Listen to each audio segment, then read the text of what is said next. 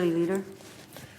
I thank my dear friend, our Majority Whip, and the senior senator from the state of Illinois, as well as someone who was my roommate for, well, decades, I guess. Okay. Madam President, on the day that this majority commenced its work, I promised that this chamber would meet the challenges that face our nation, not with timid solutions, but with boldness and with courage. Now, the 117th Congress stands at a pivotal moment in our pursuit of this goal. Over the past few months, both chambers have dedicated themselves to passing two transformative, once-in-a-generation pieces of legislation: the bipartisan infrastructure bill and the Build Back Better agenda. Doing big things in Congress is always hard, but we didn't choose elected office just to pursue the easy things. In the days and weeks to come, Senate Democrats will remain focused on passing the agenda we promised, no matter how hard the task. All last week, I held extensive talks with the Speaker, the President, and my Senate colleagues to bring us closer to a final agreement on our Build Back Better agenda.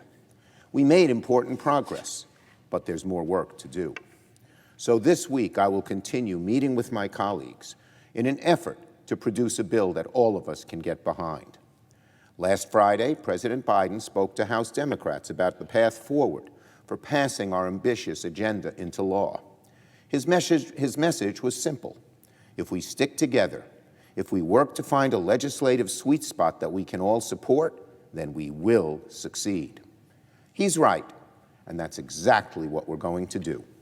As I explained this morning in my dear colleague, our new legislative goal must be to get both the infrastructure bill and the Build Back Better agenda done by the end of October. The reason is simple. The infrastructure bill, for all its historic investments, is also a reauthorization of the Highway Trust Fund. We passed a 30-day patch over the weekend to keep vital programs going. But as it stands, the trust fund is set to run out of money by the end of October. If we're going to meet this deadline, Democrats must arrive at a final agreement on the details of the Build Back Better agenda as soon as possible, preferably within a matter of days, not weeks.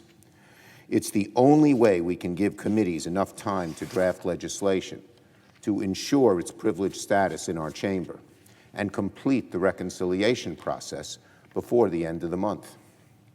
Now, none of this is going to be easy. It'll require sacrifice, compromise, and finding common ground. Nobody is going to get everything they want. But no matter what, our final proposal will deliver the core promise we made to the American people.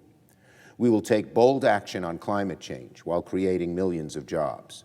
We will expand health care opportunities and lower costs for working Americans.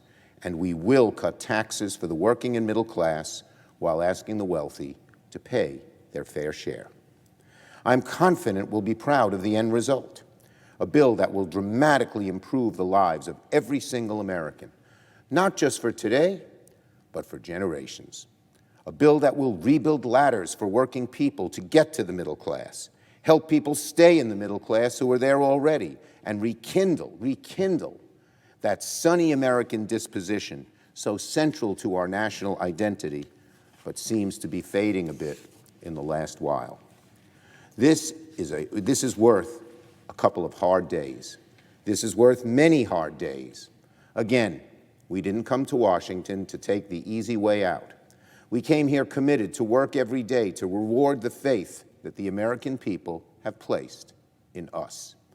We came here to get big things done, and that's exactly what we will do in the weeks ahead.